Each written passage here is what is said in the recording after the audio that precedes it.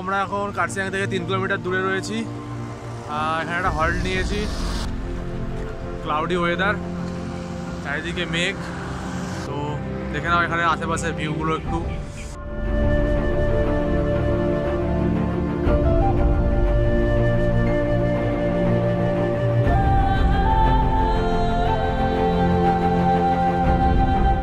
আমরা যাব দার্জিলিং, তো কার্সিয়াং হয়ে যাচ্ছি। এরপর এখান থেকে আই হোপ ঘুমেতে গিয়ে একটা হল্ট নেবো। আমরা চা খেতে এসেছি, এখানে আড্ডা মারতে না, চা খাওয়া। টি ব্রেক নিচ্ছি। ভালো রকমের ঠান্ডা, মুখ থেকে ধোঁয়া বেরোচ্ছে দেখে বোঝা যাচ্ছে। খুবই ঠান্ডা মোটামুটি আছে ওয়েদারটা, বাট প্লেজার, ইটস প্লেজার। দেখা যাক কতটা ঠান্ডা হতে পারে। ঠান্ডার চরিত্র খারাপ, তাই দিন দিন নেমে যাচ্ছে। খুবই আস্তে কথা বলছি, তার দুটো কারণ। প্রথম কথা, আমার ল্যাপিটা খারাপ হয়ে গেছে, মানে মোবাইলটাই খারাপ হয়ে গেছে। আর সেকেন্ড থিং, খুবই ঠান্ডা, তাই জোরে কিছু কথা বলতে পারছি না। আর পাবলিক প্লেস তো, তাই আরও বেশি কিছু বলতে পারছি না। তো ওর পরে আর ঘুমে দাঁড়ানো হলো না, লেট হয়ে গিয়েছিল এমনিতে। 4:15 নাগাদ আমরা দার্জিলিংয়ে পৌঁছালাম। তো এখন মোটামুটি রুমে বসে ফ্রেশ হয়ে দার্জিলিং মেলের দিকে যাচ্ছি। মোটামুটি ঠান্ডাটা ভালোই আছে, সন্ধ্যের পর ঠান্ডাটা একটু যেন বাড়ছে। টেম্পারেচার অলমোস্ট 12-13 হবে। তো জাস্ট আগে শুধু ম্যালটা ঘুরবো, ম্যাল ঘোরার পরে টুকটাক ঘুরবো, দেন বাড়ি চলে আসবো। আজকে আর বেশি কিছু ঘোরা হবে না। কাল আর্লি মর্নিং ভোর 4টের সময় যাবো টাইগার হিল। সেখান থেকে সানরাইজিং দেখে হোটেলে ব্যাক করবো, দেন আর দেখা যাক কোথায় যাওয়া যায়। আর এটা আর কিছুই নয়, জাস্ট একটা ঘোরার জন্য জায়গা, ভালো টাইম পাস করা যাবে, এটাই আর কি, আর কিছুই নয়। বসার জায়গা রয়েছে যারা দার্জিলিংয়ে ঘুরতে আসে।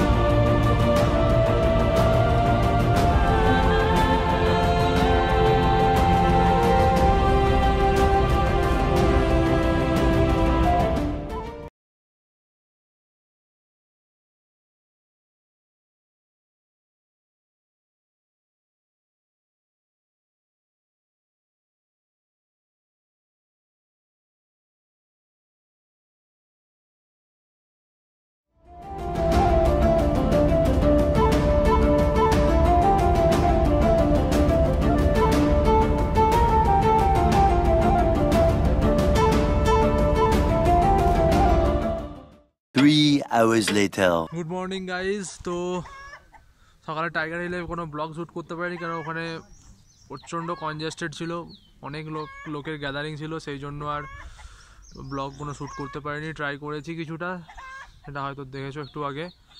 আর আমরা এখন এসেছি দার্জিলিংয়ের টি গার্ডেনে ফটোশ্যুট করব। তো যেহেতু এখন বর্ষাকাল নয়, তাই অতটা ভালো টি গাছ এখানে নেই, তবে আছে কোনো কয়েকটা ওপরের দিকে আছে। আর পেছন দিকে দেখতেই পাচ্ছ যে কোনো সেরকমভাবে টি নেই এই গাছের।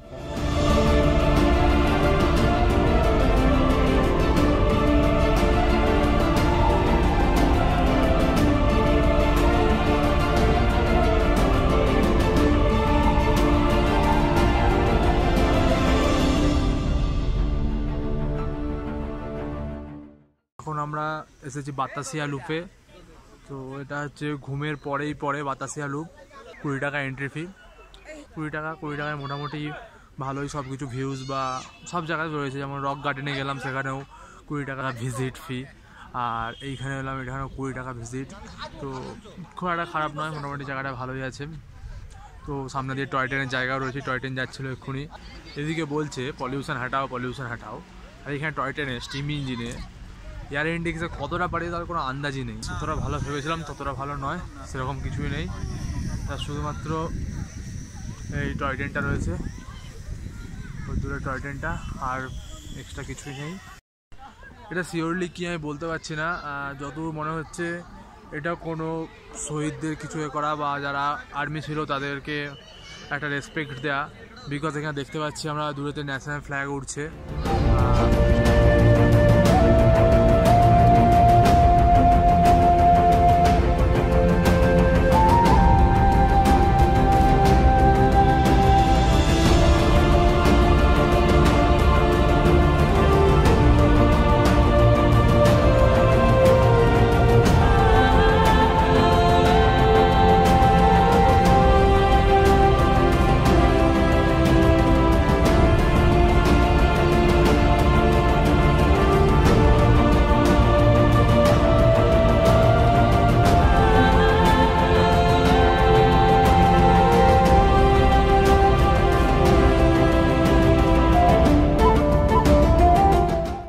মাত্র আমরা বৌদ্ধ টেম্পেলে এলাম।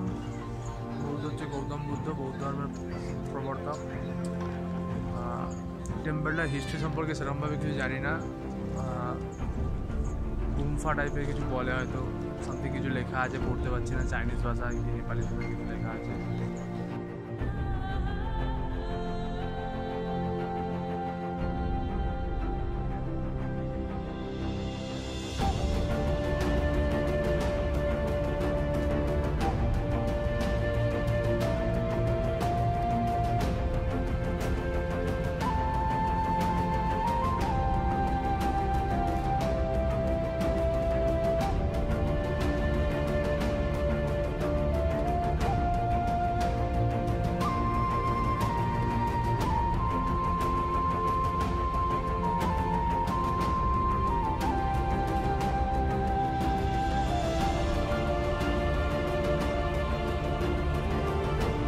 জাপানিজ বৌদ্ধ টেম্পেলের পর আমরা রক গার্ডেন এসেছি। রক গার্ডেন দার্জিলিং থেকে অনেকটাই নিচে, অনেকটাই খাড়াই পথটা দেখে নাও চাই।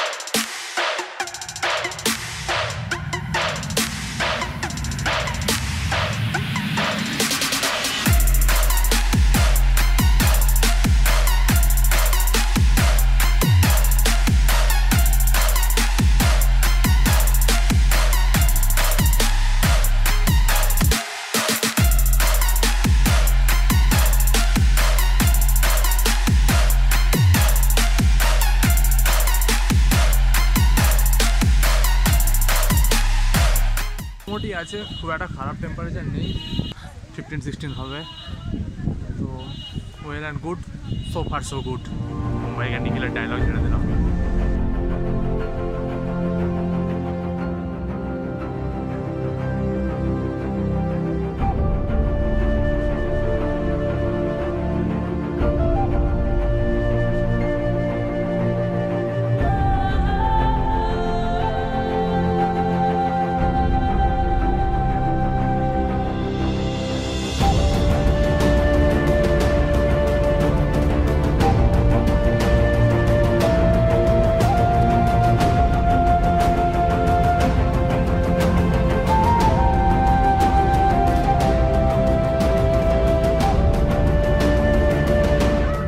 next day. জাস্ট এই মাত্র নেপাল সীমানা বর্ডারে পৌঁছেছি, সীমানা ভিউ পয়েন্টে। তো পেছন দিকটা পুরো নেপাল। এখানে কুয়াশার জন্য কিচ্ছু বোঝা যাচ্ছে না। এদিকে অনেক দোকান রয়েছে, বিভিন্ন ধরনের ড্রেসের দোকান, ছোটোখাটো খেলনা বা বাড়ি সাজানোর জন্য ডেকোরেটিং করার জন্য দোকান রয়েছে। তো এখানে জিনিস হিসাবে কস্টলি আছে, এদেরও কিছু ফল্ট নেই, এরা নিচে থেকে এইসব প্রোডাক্টগুলো কিনে এনে এখানে সেল করছে, আর এদের পুরো বিজনেসটা ট্যুরিস্টদের ওপরে ডিপেন্ড করেছে। দ্যাটস ওয়াই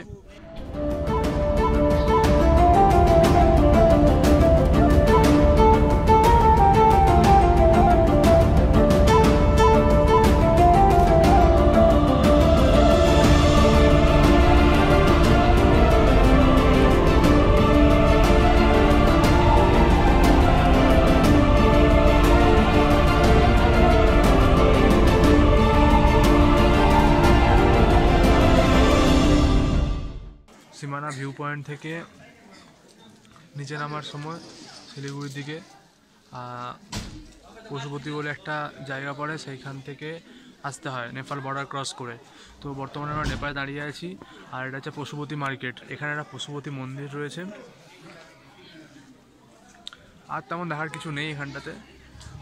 নেপাল বর্ডার থেকে গাড়ি নিতে হয় মারুতি, সেখান থেকে মারুতিতে করে নিচের দিকে আসতে হয়। যে গাড়িতে করে তোমরা আসবে সেই গাড়ি তোমাকে ছেড়ে দেবে, আর একটা টোকেন দিয়ে দেবে। সেই টোকেনটা তুমি অন্য যে কোনো গাড়িতে দেখালেই তার উপরে নিয়ে চলে যাবে। তো ওখান থেকে চার্জ পড়বে 220 টাকা মতো অনেক লাগে। সেরকম কিছু ফুড বা খাবার তখন দেখতে পাচ্ছি, just dress, sweater, bag, cosmetics এইরকমই জিনিস রয়েছে, আর সেরকম কিছু নেই। এখন আমার কাছে গরিলা পট নেই, গরিলা পট আমার গাড়িতেই রয়ে গেছে। ওই গাড়িটা ইন্ডিয়ার মধ্যে রয়ে গেছে, মানে পশুপতি মার্কেটের অপোজিট ওই সাইডে রয়ে গেছে। ওই গাড়িটা এইদিকে আসবে না, কারণ ওদের লাইসেন্স নেই। তো তোমরা একটু মার্কেটে জাস্ট দেখে নাও।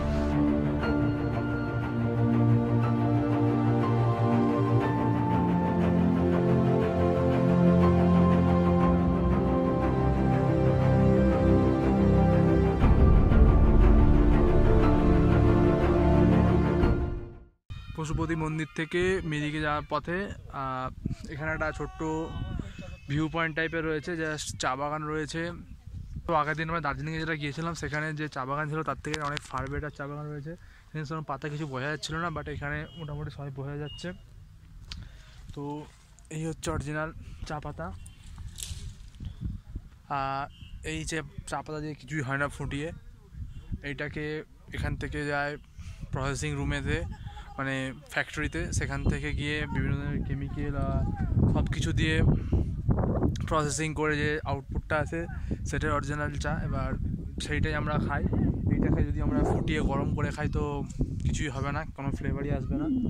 আর এই যে দেখছো এইখানে সাইডে গাছগুলো রয়েছে, এইগুলো এই গাছ বা আরও রয়েছে এদিকে সব রয়েছে, এইগুলো হচ্ছে যে ছায়া গাছ টাইপের। কারণ যে চা বাগান রয়েছে, চা বাগান সূর্যের আলোকে বেশিক্ষণ অবজার্ভ করতে পারে না, মানে সূর্যের তাপের ফলে যে রেটা আসে তার ফলে চা পাতা নষ্ট হয়ে যায়। সেই জন্য চা গাছের মাঝে মাঝে আমরা এই ছায়া গাছগুলোকে দেখতে পাই। এখান থেকে এবার হয়তো ফাইনাল স্টপ মেরিকে গিয়ে নেবো। মেরিকের পর কমলালেবু বাগান বা শিলিগুড়ি কোথায় স্টপ হয় দেখা যাক। তো চলো বাকি কথা মেরিকে গিয়ে হোক। বাই। এই জাস্ট এইমাত্র মেরিকে এসে পৌঁছালাম। মেরিক অনেক চেঞ্জ হয়ে গেছে, এই হিউজ চেঞ্জ, অনেক কিছু নতুন হয়েছে। যেমন এই দিকের এই পার্কটা পুরো নতুন হয়েছে, পার্কটা ছিল না। আর ওই দিকে দিয়ে কাজ চলছে দূরেতে। ওখানে একটা লেক ছিল, লেকে মাছ থাকতো, সেসব কিছুই এখন নেই, ওইটাকে রিনোভেট করা হচ্ছে। ভালো ডেভেলপ করছে অনেকটা। আর এদিকে ঠান্ডা অনেকটাই কম, মানে পশুপতি মন্দির, দার্জিলিং, ঘুম ওইখানে এরিয়া যেরকম ঠান্ডা ছিল, অনেকটা ঠান্ডা কম, যেহেতু অনেকটা নিচে নেমে গেছি আমরা, সেহেতু অনেকটা ঠান্ডা। আমি মিরিকে এবার এসে দেখলাম যে অনেকগুলো নতুন দোকান হয়েছে, যেগুলো ছিল আগে বাট অতটা বেশি ছিল না। বাট এখন দেখতে পাচ্ছি পেছন দিকটা পুরো দোকানও আছে, এই যে এগুলো সব পুরো দোকান। ওপর দিকগুলো আরও দোকান হচ্ছে।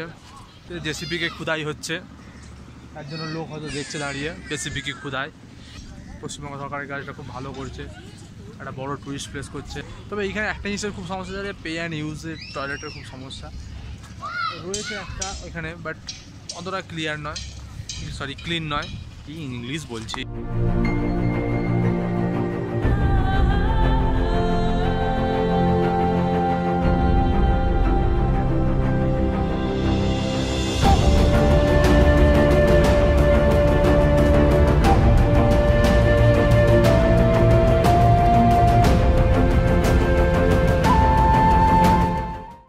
ক্যামেরা কোয়ালিটির জন্য বা এর জন্য ঠিক লোকটা বোঝা যাচ্ছে না, বাট যে জায়গাটা ফ্লাওয়ার ফুল দিয়ে একটা সুন্দর জিনিসটা করেছে, জাস্ট অসাম লাগছে।